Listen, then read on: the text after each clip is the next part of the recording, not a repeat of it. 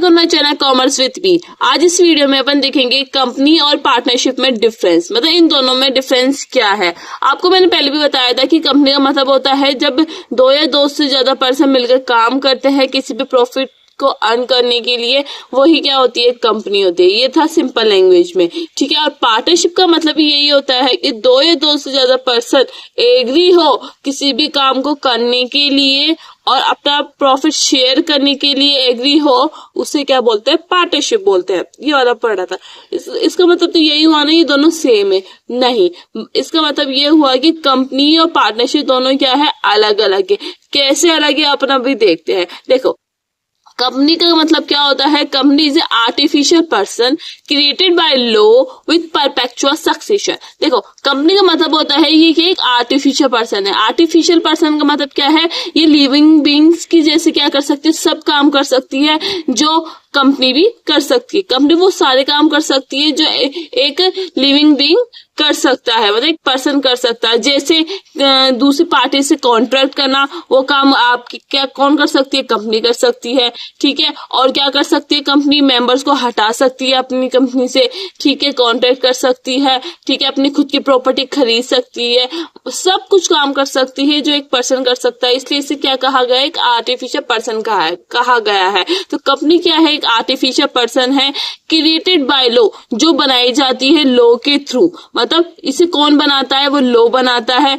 किसके साथ, perpetual succession के साथ। परपेचुअल सक्सेशन का मतलब क्या है, लंबे समय तक चलने वाली। मतलब ये लॉ के थ्रू ही बनती है और बंद भी किससे होती है, लॉ से बनती है, ठीक है। चाहे से आपकी क्या हो जाए, आपकी अर्थक्वेक आ जाए या कंपनी के सारे मेंबर्स की डेथ हो जाए, कुछ भी हो जाए, पर वो कंपनी खत्म नहीं होगी जब तक वो बंद नहीं हो in the eyes of law. मतलब देखो, रजिस्ट्रेशन करवाते हो आप कंपनी बनाने के लिए, तो आपको बंद करने के लिए भी क्या करना पड़ेगा, कंपनी को क्या करना पड़ेगा, प्रोसीजर फॉलो करना पड़ेगा बंद करने के लिए, ठीक है। तो कंपनी क्या है, कंपनी एक आर्टिफिशियल पर्सन है जो क्रिएटेड बाय लॉ के द्वारा बनाई जाती है विथ परपेचुअल सक्सेशन, ठीक है। अब देखिए पार्टनरशिप। पार्टनरशिप क्या होता है, पार्टनरशिप होता है is the relation between persons के बीच में एक रिलेशन होता है हु हैव एग्रीड, जो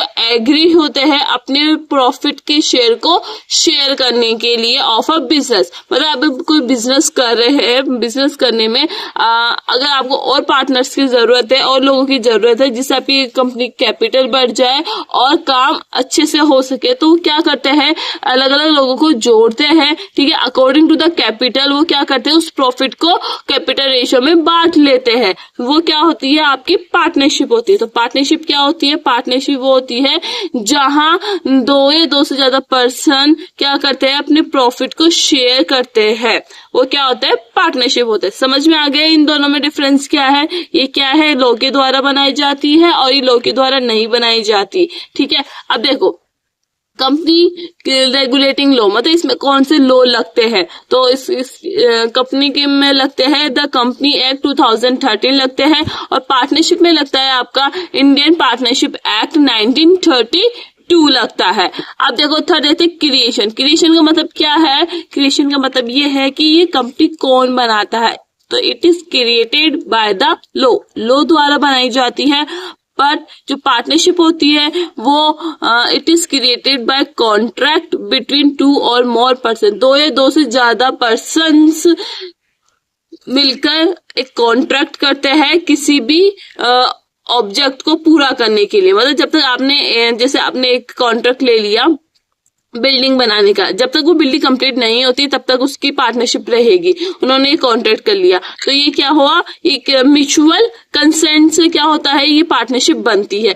पर जो कंपनी होती है वो लॉ के द्वारा बनाई जाती है, ठीक है। रजिस्ट्रेशन, इसका रजिस्ट्रेशन करवाना बहुत जरूरी है। अगर आप कंपनी खोलोगे, अगर अपना प्रोडक्ट सेल करोगे, तो आपको एक कंपनी एक्ट के अंदर क्या करना पड़ेगा, इसका रजिस्ट्रेशन करवाना जरूरी है। बल्कि अब जो पार्टनरशिप है, पार्टनरशिप को रजिस्ट्रेशन करवाना कंपलसरी नहीं है, ठीक है। लीगल एग्जिस्टेंस की बात करते हैं कि मतलब किसका लीगली किसका इफेक्ट ज्यादा है, सॉरी लीगली किसका एग्जिस्टेंस है। तो देखो कंपनी का एग्जिस्टेंस होता है लीगली और पार्टनरशिप का एग्जिस्टेंस नहीं होता। ठीक है, मिनिमम नंबर मेंबर देखते हैं। मिनिमम मेंबर इसमें होता है पब्लिक कंपनी में 7, मतलब कंपनी बनाने के लिए अगर आपकी पब्लिक कंपनी बनवानी है आपको तो कम से कम 7 मेंबर्स होना चाहिए, और प्राइवेट कंपनी बनवानी है आपको तो कम से कम 2 मेंबर्स होना जरूरी है। 1 पर्सन में 1 पर्सन जरूरी है। ठीक है, पार्टनरशिप में क्या है, कम से कम 2 पर्सन होंगे तभी क्या होगी, पार्टनरशिप होगी।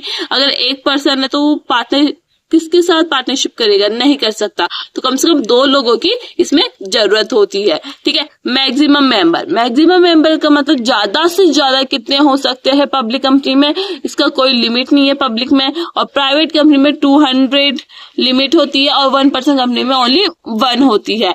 अब देखो पार्टनरशिप में देखा जाए तो पार्टनरशिप में नॉट एक्सीड 50 लोगों से ज्यादा की पार्टनरशिप नहीं हो सकती। मतलब जो पार्टनरशिप करना है आपको, आप क्या करोगे, वो 50 लोगों के अंडर में ही पार्टनरशिप हो सकती है। अब देखो मैनेजमेंट मतलब कंपनी को कौन मैनेज करता है, कंपनी को मैनेज करते हैं बोर्ड ऑफ डायरेक्टर, CEO हुए, और ठीक है इक्विटी शेयर होल्डर्स हुए, बोर्ड ऑफ डायरेक्टर्स हुए, इलेक्टेड बाय द, जो इलेक्टेड होते हैं, जो चुने जाते हैं मेंबर ऑफ द कंपनी के मेंबर्स के द्वारा जो बोर्ड ऑफ डायरेक्टर्स सिलेक्ट करे जाते हैं, वही क्या करते हैं, कंपनी को मैनेज करते हैं। और पार्टनरशिप में कौन मैनेज करता है, पार्टनरशिप में सभी मैनेज करते हैं और कोई एक भी मैनेज कर सकता है on behalf of the all, सबकी बिहाफ के ऊपर। समझ में आ गया ये।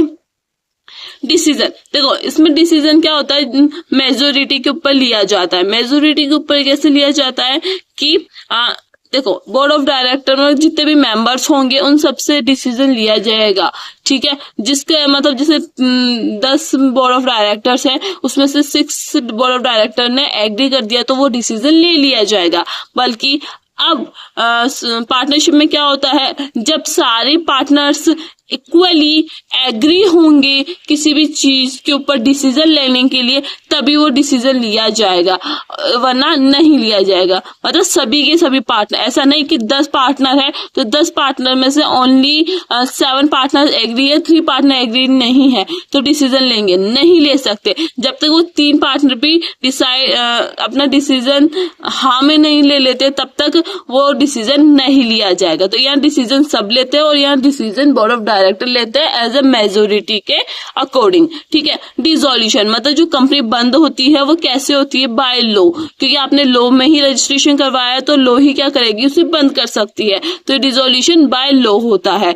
अब देखो पार्टनरशिप को देखो बंद करने के लिए म्यूचुअल कंसेंट होती है, क्योंकि देखो जिस पर्टिकुलर प्रोजेक्ट के लिए पार्टनरशिप की जाती है वो कंप्लीट हो जाती है तो वो आपस में डिसाइड कर लेते हैं कि हाँ अब इस पार्टनरशिप को खत्म कर देनी चाहिए, क्योंकि जो ऑब्जेक्टिव के लिए बनाई गई थी वो ऑब्जेक्टिव पूरा हो गया। तो मतलब म्यूचुअल कंसेंट के ऊपर क्या किया जाता है, पार्टनरशिप को बंद किया जाता है। इसमें लीगली कोई प्रोसेस फॉलो नहीं करना पड़ता। ठीक है, अब लास्ट है परपेचुअल सक्सेशन। परपेचुअल सक्सेशन का मतलब ये होता है कि अगर अर्थक्वेक आ जाती है या आपका कुछ भी हो जाता है, सारे मेंबर्स डेथ हो जाती है, तो कंपनी का एग्जिस्टेंस रहता है नहीं रहता। देखो डेथ और insolvency of a member does not affect the existence of the company. देखो अगर कंपनी पे खुद गिर जाए और मेंबर्स भी मर जाए, इंसॉल्वेंट हो जाए, कुछ भी हो जाए, तब भी क्या होगी, कंपनी रहेगी in the eyes of law. क्योंकि ये रजिस्टर किसमें हुई है, लॉ में रजिस्टर हुई है। जब तक लॉ के द्वारा बंद नहीं की जा सकती तब तक इसका डिसोल्यूशन नहीं हो सकता, इसलिए इसे क्या कहा गया है, परपेचुअल सक्सेशन, मतलब लंबे समय तक चलने वाली कहा गया है। बट जो पार्टनरशिप में अगर एक भी पार्टनर की डेथ हो जाती है तो वो पार्टनरशिप वहीं के वहीं खत्म हो जाती है। तो ये बहुत मेजर 10 पॉइंट्स थे पार्टनरशिप और कंपनी में डिफरेंस। आई होप वीडियो अच्छी लगी होगी। वीडियो अच्छी लगी तो वीडियो को लाइक शेयर सब्सक्राइब जरूर करना and thank you for watching.